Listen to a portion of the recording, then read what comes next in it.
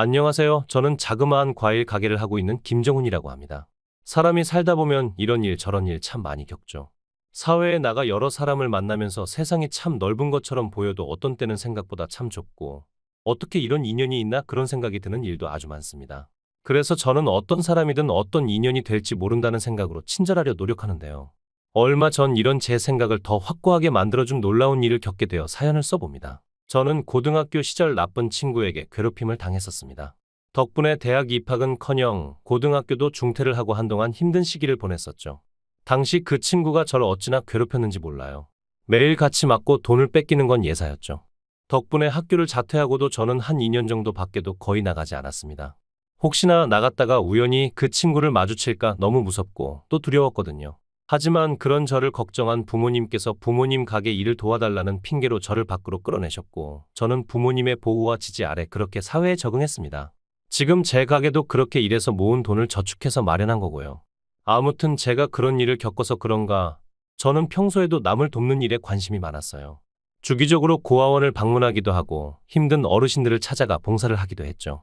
근데 제가 가게를 차린 그 근처에 매일 폐지를 주워가는 할머니가 계시더군요. 힘들지도 않으신지 매일 새벽같이 나와온 동네 길목을 돌며 박스를 줍고 계신데 할머니가 끌고 다니시는 수레가 너무 무거워 보여서 늘 마음에 쓰였죠. 그래서 저는 제 가게에서 나오는 박스를 모으고 정리해서 매일 할머니께 드렸어요. 박스를 드린다는 핑계로 따뜻한 커피나 차도 한 잔 드리고 과일도 좀 챙겨드렸고요.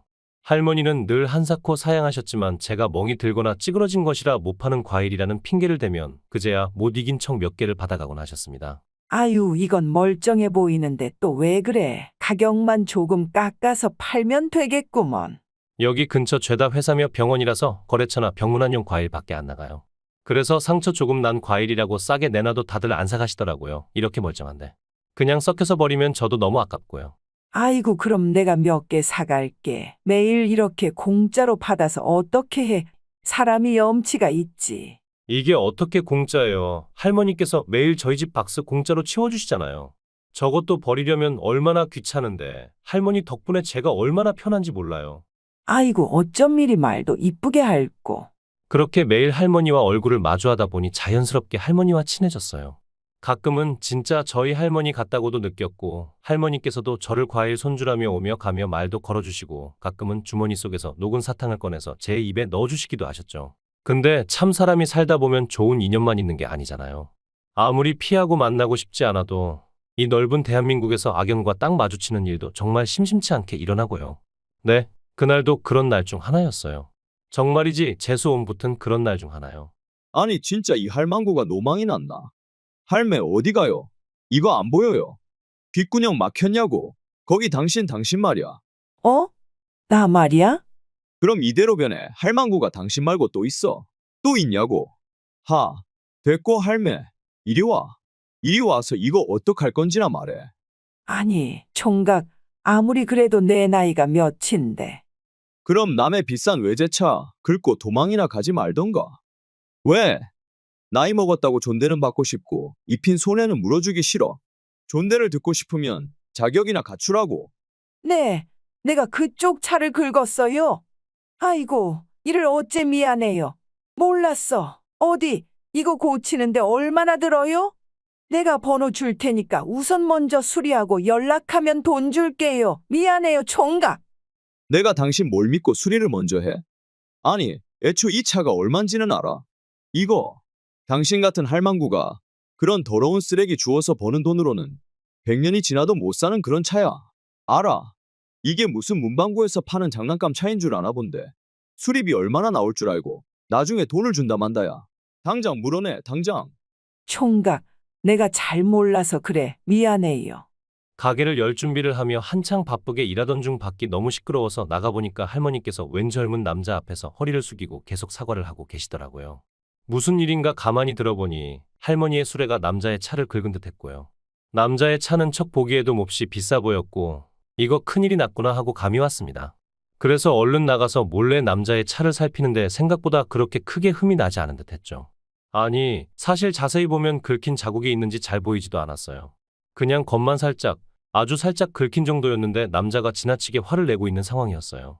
게다가 듣자 하니까 아무리 그래도 연세 지긋한 어르신께 막말해 반말해. 정말이지 가관도 아니더군요. 저는 우선 당황한 나머지 말도 제대로 못하시는 할머니 앞을 막고 남자와 마주섰습니다. 그리고 그야말로 깜짝 놀라고 말았어요. 너, 최경수? 맞아? 뭐야? 넌 누군데 갑자기 끼어들어? 당신 나 알아. 이 할망구 손자야. 너 나 기억 안 나? 나 김정훈인데. 우리 고등학교 때 같은 반이었잖아. 뭐야? 그 찌질이 최경수. 네가 최경수라고. 넌 진짜 하나도 안 변했구나. 네, 남자는 저를 고등학교 때 죽어라 괴롭히던 바로 그 나쁜 친구였습니다. 매일 같이 저를 때리고 돈을 뺏어갈 땐 언제고 세월이 조금 지났다고 저를 기억도 못하는 걸 보고 있자니 참 황당하기 그지없었죠. 이야, 너 고등학교도 자퇴하고 튀더니 사는 게 영 변변치는 않나 보다. 이 시간에 그런 옷으로 길에 있는 거 보면 알만하다 알만해. 여기 뒤에 과일 가게가 내가 하는 가게야. 그러고 학교 뛰쳐나가더니 한다는 게 고작 이런 구멍가게냐. 남자가 가오 떨어지게 하긴 알만하다. 고등학교 때부터 애들이랑 겉돌고 공부도 못했으니 뭐 대학이라고 갔겠냐. 너야말로 애들 때리고 돈 뺏고 다니면서 온갖 폐악질이란 폐악질은 다 부리더니 나이를 그렇게 처먹고도 나이 드신 어르신께 함부로 막말하고 인성질을 하고 다니네. 어떻게 그렇게 사람이 하나도 안 변하는지 네가 대학을 갔는지 안 갔는지는 모르겠는데 너 하는 꼬라지 보아하니 사회생활 참 힘들겠다. 얘 웃기네. 야, 내가 만만하냐? 나 무섭다고 학교까지 자퇴해놓고는 한동안 얼굴 안 봤다고 이제 많이 컸냐? 왜? 그때처럼 나 때리고 돈도 빼앗게. 해봐 한번. 어떻게 되는지. 우리 이제 10대 아니거든, 경수야. 그때는 내가 어려서 너 무서워하고 도망 다녔는지 몰라도 이제 너 같은 거 안 무서워. 사람을 무슨 범죄자 취급하네. 내가 너 같은 애 때려서 뭐 했으냐? 너야. 이런 거지 같은 구멍가게나 하면서 하루 벌어 하루 먹고 살지 몰라도 나는 외제차 몰면서 남들 다 부러워하는 번듯한 직장. 직업 가지고 사는데 잃을 게 많은 내가 널 왜 때리겠어? 응? 그래? 그럼 이제 우리 가게 앞에서 차 좀 빼. 할머니 그만 괴롭히고 보니까 차 그거 긁힌 티도 안 나고 자세히 안 보면 보이지도 않던데. 저 정도 고칠 돈도 없으면 외제차를 타질 말든가 왜 주차하면 안 되는 곳에 주차해놓고는 고작 저거 긁혔다고 어르신을 괴롭히냐? 네 가오는 이런 걸로는 안 상하냐? 이래서 거지 같은 것들 상대하기 싫다니까. 저 차가 얼만 줄 알고 니까짓 게 수리비를 운운하냐 정훈아. 시끄럽고 저 노망난 거지. 할망구 니네 할매야. 아니면 꺼져. 남의 일에 상관하지 말고. 녀석은 여전히 덩치가 크고 위압적이었습니다. 부끄럽지만 솔직히 좀 무섭기도 했죠. 근데 제 뒤에서 제 옷자락을 쥐고 덜덜 떠는 할머니를 슬쩍 보니 견딜 수가 없었습니다. 최경수는 어릴 때부터 남을 위협하고 때리는 일을 예사로 하는 인간이었고 할머니처럼 약한 힘없는 사람 앞에서 더 가혹한 부류이기도 했습니다. 무엇보다 저 녀석 때문에 제 고등학교 시절을 망치고 제 인생의 가장 소중한 몇 년을 힘들고 고통스럽게 보낸 걸 생각하니 더는 도망가고 싶지 않았습니다. 저는 녀석이 함부로 행동하지 못하도록 일부러 목소리를 높여온 길거리에 울리도록 쩌렁쩌렁 이야기했습니다. 그래, 우리 할머니야. 그러니까 할 이야기 있으면 그냥 나한테 말해. 수리비가 필요한 거면 수리비 견적 나오면 나한테 영수증 보내서 청구하라고. 이렇게 위협적으로 사람 겁박하지 말고. 뭐? 내가 뭐 어쨌다고 이래? 목소리 줄여. 사람들 다 쳐다보잖아. 쪽팔리게. A씨, 회사 앞에서 이게 무슨 망신이야? 그러게 왜 할머니가 수리비 주신다는데 왜 노망난 할망구라느니 거지라느니 하면서 막말하고 사람을 겁박해. 전화번호 받고 확인하고 그러고 수리비 견적 나오면 청구만 하면 되는데 네가 깡패야? 아니면 건달이야? 아니 잠시만 지금 보니까 너 변호사 배지까지 달고 있네? 변호사가 이래도 돼. 너 이렇게 사람한테 막말하고 겁박하는 거 이런 것도 다 법적으로는 하면 안 되는 거 아니야? 조용히 하라고. 진짜 재수없게. 야, 내가 진짜 이번만 참는다. 전화번호 내놔. 수리비 나오면 청구하게 빨리 줘. 나 가야 되니까. 사람들이 시선이 몰리는 걸 느꼈는지 녀석은 제 번호를 받고는 후다닥 사라졌습니다. 도로 건너편에 로펌이 하나 있는데 그 빌딩으로 들어가는 걸 보니 회사 앞이라는 말이 거짓말은 아닌 것 같았죠. 저는 녀석이 사라지는 걸 확인하고 나서 할머니를 이끌고 가게로 돌아왔습니다. 그리고 놀라셨을 할머니를 위해서 따뜻한 차와 과일을 조금 깎아서 내어드리고는 할머니를 위로했습니다. 할머니, 걱정 마세요. 이건 제가 해결할게요. 제가 차 확인하고 아까 몰래 사진도 찍었는데 저런 거 수리비 진짜 얼마 나오지도 않아요. 제가 제 고등학교 동창이라 아는데 고등학교 때부터 성격도 안 좋고 애들 괴롭히고 다니던 나쁜 놈이라서 그렇게 할머니께도 막대먹게 군 거예요. 차가 진짜 크게 손상되거나 그래서 그런 게 아니고요. 아이고, 그래도 어떻게 그래. 보아하니 외제차인 것 같던데 저런 차는 고치는 것도 비싸다며 그러지 말고 연락 오면 나한테 꼭 말해. 응? 내가 물어주면 되니까 걱정하지 말고. 에이, 할머니가 무슨 돈이 있다고. 됐어요. 할머니 손주가 할머니 돈 좀 물어줄 수도 있는 거지, 안 그래요? 내가 미안해서 그러지. 사람이 염치라는 게 있어야 하는데 내가 맨날 이러고 차도 얻어먹고 과일도 얻어먹고 그러는데 이런 것까지 신세를 지면 어떻게 해? 응? 자꾸 그러시면 저 진짜 서운해요. 아무튼 이 일은 제가 해결할 거니까 신경 쓰지 마세요. 어차피 말씀 안 드릴 거니까 기다리지도 마시고요. 미안해. 그리고 정말 고마워. 아까는 어찌나 무섭던지 몸이 덜덜 떨렸는데 내가 정말 큰 은혜를 입었어. 그날은 가게 문을 조금 늦게 열기로 하고 할머니와 차도 마시고 밥도 함께 먹었습니다. 다행히 할머니께선 조금씩 안정이 되신 듯 했고 덕분에 가게를 나가실 때도 환하게 웃으며 그렇게 수레를 끌고 가셨죠. 저도 어찌되었건 할머니께 도움이 되었다는 사실에 무척이나 뿌듯했습니다. 그리고 제 스스로도 과거 최경수에게 괴롭힘을 당하며 괴로워했던 일들에서 조금은 벗어나 당당하게 말을 받아쳤다는 것에 꽤 만족을 했고요.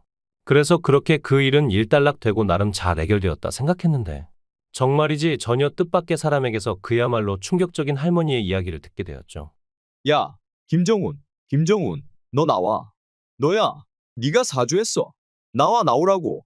아니, 이게 대체 무슨 짓이야? 남의 가게에서. 네, 제게 할머니의 이야기를 들려준 그 뜻밖의 인물은 바로 최경수였습니다. 그날도 평소처럼 가게 문을 열고 장사를 하는데 그 녀석이 마치 미친 사람처럼 가게 안으로 뛰어 들어오더니 나오라며 고래고래 소리를 지르고 있었죠.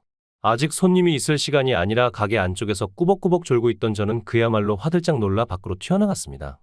최경수는 그런 저를 잡아먹기라도 할 것처럼 곧장 달려들었고요. 야, 그 노망난 할망구가 내 차 긁은 게 내 잘못이냐? 왜 날 못 잡아먹어서 안달이야? 대답하라고. 뭐야, 차근차근 이야기해. 대체 뭐 때문에 찾아와서 이 난리인 거야? 그 노망난 미친 할망구 때문에 내가 지금 무슨 일을 당했는지 아느냐고. 녀석이 들려준 이야기는 그야말로 놀라웠어요. 우선 녀석은 제법 큰 로펌에서 일하는 변호사로 본인 말에 의하면 꽤 잘 나갔다고 합니다. 승소율도 꽤 높고 그래서 승진도 코앞에 두고 있어서 정말이지 남 부러울 것 없이 그렇게 잘 살고 있었는데 근데 그 일이 있었던 어제 퇴근하려던 녀석을 갑자기 로펌 대표가 불러서 올리더니 정말이지 뜻밖의 충격적인 이야기를 했다고 합니다. 자네 기업이 뭔지 아나? 네, 기업이요. 그래, 기업. 기업은 이익을 추구하는 집단이야. 이익을 내지 못하는 집단은 결국 도태하고 살아남지 못하거든. 그래서 나는 이익을 가져다 줄 수 있는 그런 인재를 골라서 우리 회사에 들이지. 근데 사람들은 항상 착각을 하더라고. 본인이 무슨 짓을 해도 이익만 되면 된다고 그런 생각을 하더란 말이지. 근데 그거 아나? 아무리 기업이 이익을 추구하려고 용을 써도 결국 기업이 살아남으려면 사회와 공존을 해야 해. 기업이 이미지를 신경 쓰는 이유가 그거야. 로펌들이 공익을 위해서 어려운 사람들의 변호를 맡는 것도 사회와 공존하기 위해서지. 네, 참으로 지당하신 말씀입니다. 그렇지? 그래서 나는 특히 우리 로펌의 변호사들에게 행동거지를 잘하고 다녀야 한다고 자주 이야기를 해. 쓸데없는 분쟁에 휘말리거나 사회적으로 문제가 될 수 있는 일을 하지 말라고. 네, 저도 그래서 항상 조심을. 그래? 근데 이상하지 내가 방금 전화를 한 통 받았거든. 항상 조심한다는 자네가 길거리에 불법 주차를 해놓고는 실수로 자네 차를 긁은 노인에게 입에 담지도 못할 막말을 하며 핍박했다고. 네. 아닙니다. 아니, 그런 일이 있었던 건 맞는데 그건 제가 일부러 그런 게 아니라 그 할망구, 아니 할머니가 먼저 누군지 몰라도 절 음해하려고 하는 겁니다. 오해십니다, 대표님. 그래? 근데 자네는 그 할머니가 누구신지는 알고 있나? 아니요. 옷도 추레하고 말도 어눌한 게 좀 이상한 할머니 같았습니다. 자식도 없는지 길에서 더러운 쓰레기를 주워서 하루 벌어 하루 먹고 사는 것 같던데. 아무튼 그 일은 제가 잘 해결을. 그 할머니가 바로 우리 어머니라네. 네. 홀몸으로 나 키우시면서 국밥집 하나로 성공해서 아들 법대도 보내고 이 빌딩도 장만하신 우리 어머니시지. 내가 자네처럼 쓰레기 같은 인간들 때문에 제발 폐지 죽지 마시고 쉬시라고 말씀드렸는데 집에서 노는 게 더 심심하다고 나가서 그렇게 소일거리를 하고 다니시거든. 자식이 없어서 쓰레기를 줍는 게 아니고. 저는 정말 몰랐습니다. 안 됐지만 자네는 우리 로펌이랑 좀 안 맞는 것 같아. 이유는 자네도 알겠지? 아무리 유능해도 난 사람을 겉으로 보고 판단하며 그렇게 막말을 하고 나 잡아보는 그런 사람은 싫다네. 무엇보다 변호사로서 윤리적 기준과 품위를 유지하라고 윤리규범으로도 명시했잖아. 심지어 자네가 어제 길바닥에서 어머니께 노망난 할망구라느니 거지라느니 하는 그 모습 벌써 인터넷에 올라가서 여기저기 난리더군. 변호사 배지까지 달고 감히 회사 앞에서 그런 짓을 해? 난 이 일을 결코 그냥 넘기지 않을 걸세. 회의를 열어 이 일에 대해 이야기할 거고 자네와의 고용 관계를 재검토할 거란 말일세. 솔직히 좀 놀랐습니다. 저 역시 그냥 좀 어려운 할머니라고 생각을 했기 때문에 더 그랬죠.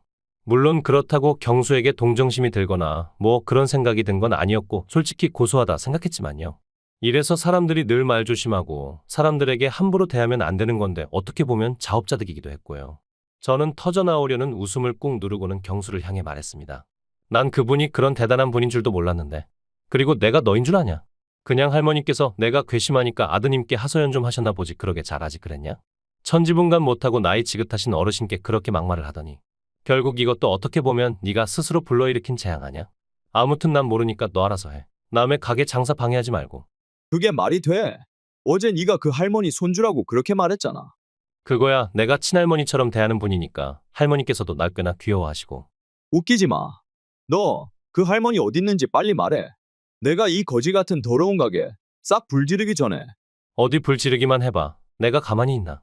경수 녀석이 제 멱살을 잡고 드자비질을 하려고 난리치던 중 익숙한 목소리가 들렸습니다. 놀라서 뒤를 돌아보니 할머니께서 평소와 다르게 화사한 차림으로 서 계셨죠. 평소엔 늘 편한 그리고 조금은 허름한 차림이셨는데 정말이지 딴 사람 같더군요. 입고 계신 옷도 신고 계신 구두도 전부 아주 비싸 보이는 고급품이었습니다. 솔직히 그제야 경수가 말한 게 정말 진짜였구나 하고 실감이 나더군요.